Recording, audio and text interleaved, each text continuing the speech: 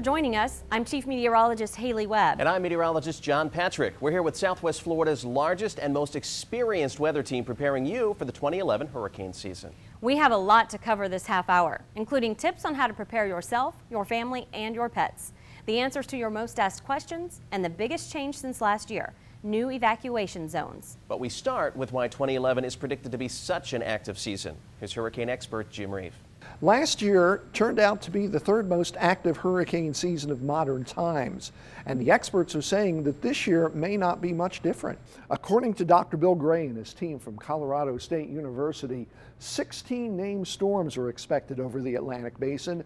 Of those 16, 9 will grow into hurricanes. Of those 9, 5 would be major, Category 3 or stronger. Why the forecast for a busier than normal season in the basin? Number 1, warmer than normal Atlantic water temperatures. Number 2, a weak La Nina, which will produce a more favorable upper level environment for storm development.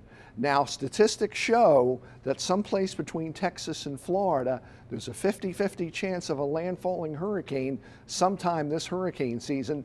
Here in Florida, it's been a few years since we've had a problem here in Southwest Florida, but remember, all it takes is one. We need to be prepared. This hurricane season, we have something we haven't had in decades. New information that better pinpoints Southwest Florida's risk of storm surge in a hurricane. Here's meteorologist Robert Van Winkle. JP, it's brilliantly simple. No more having to know the elevation of your home. From now on, all you need to know will be your colors and letters. If you don't know your zone, now's the time to get it. So you need to know your zone. The message is to know your zone. We're talking about your evacuation zone. Red in closest proximity to the water. 4 years ago, the Florida legislature allocated $4 million to measure elevation along the coast. With the new elevation data, we found out that the topography is a little bit lower than we thought, and the water depth isn't as deep as we thought. And both of those things are a problem when we talk about storm surge. Daniel Noah is with the National Weather Service. His agency took that data and ran over 26,000 different hurricane scenarios, all aimed at Southwest Florida's coast. And it's saying 17 feet of water on Fort Myers Beach. Everybody saw some change, but the change was more dramatic here in Southwest Florida. Gerald Campbell is with Lee County Emergency Management.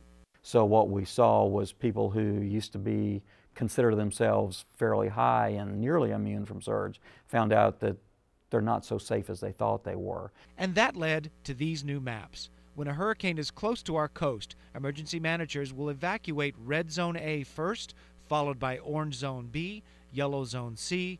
You get the idea. 4-inch vinyl reflective collars. Charlotte County residents will find it easy to know their zone. These cuffs will be placed on stop signs throughout the county. I am hopeful that a program like this, that is out there 24/7, 365, that people will see their risk is commensurate to what this collar says, that this is nothing to fool around with, that we're serious. When it's all said and done, there will be 6,000 of these placards placed around signs in Charlotte County. And in Lee County, they're developing a similar program. JP? If you'd like to take a closer look at the maps, we've posted them on our website. Now, one final note, if you live in Collier County, you're not going to find evacuation maps like Lee and Charlotte counties. Emergency management there plans to evacuate neighborhood by neighborhood rather than by zone. Haley? The main reason for these new evacuation zones is because we have updated storm surge models. Storm surge causes the greatest loss of life and property in a hurricane, but many don't understand what it is. Storm surge happens because the force of wind around a storm pushes water toward the shore. Once the water is pushed to the coast, it doesn't have anywhere to go but out of the Gulf and onto the land. So if you had a fish tank that's 3 feet by 3 feet by 3 feet high, you fill it with salt water, it's going to weigh 1,700 pounds. And if that fish tank was coming at you at 10 miles an hour and you try to stop it, what's going to happen? Now imagine you've got billions of gallons of water weighing 8 pounds a gallon slamming into a home. Remember, storm surge forecasts are no longer tied to the storm category. You get information on wind force and water force. If either puts you in danger, mandatory evacuations will be issued and you should go. The problem we have is many people don't even consider leaving. That's what we found out when we solicited your questions on Facebook. Meteorologist Allison Ray is at our social media desk. Allison. That's right, JP. Kim H. from North Naples told us that most of her neighbors don't leave when an evacuation order is issued. She asked us on Facebook, if you are told to evacuate and you don't, does that mean emergency personnel won't come to help you? If you are told to evacuate and you fail to heed that warning, you're literally putting your life at risk. Our emergency responders are can-do people, and they will be out to the very last minute, but there comes a point in a storm event where it's not safe for them or their equipment to be on the street. Here's a question from Brian Kay of Cape Coral. He wonders how many shelters are in Lee County and what their maximum capacity is. Brian, we broadened your question to all of Southwest Florida. Here's a map. There are about 58 shelters in Lee, Charlotte, and Collier counties. The capacity of all of them is less than 35,000 people. Divide that by the latest census figures, and there's only space for 3% of the population. And even that's high because there has never been a time where every single shelter has opened. Bottom line, shelters should not be part of your evacuation plan. Here's what should be part of that plan, though. First, know your zone like we've talked about. Have a map that you've highlighted showing the state-approved evacuation routes around your home. Mark hotels on there as well. Also, put together a list with addresses and phone numbers of family and friends that you can bunk with. In fact, call them now just to prepare them. And make sure you tell them you'll be bringing your pets. You don't want to leave them behind. Along with that, you need to have your hurricane kit ready. Here's meteorologist Jason Dunning. Your hurricane kit should be stocked with at least 4 days worth of supplies, including a gallon of drinking water per person per day. For a family of 4, that means 16 gallons of water at least, more if you have pets. Non-perishable and canned food items, and don't forget your non-electric can opener, personal items like soap, deodorant, toiletries, as well as bug spray and sunscreen, prescription medication, and a first aid kit, flashlights and extra batteries, gas, cash, and don't forget the watertight box to keep everything in. Haley?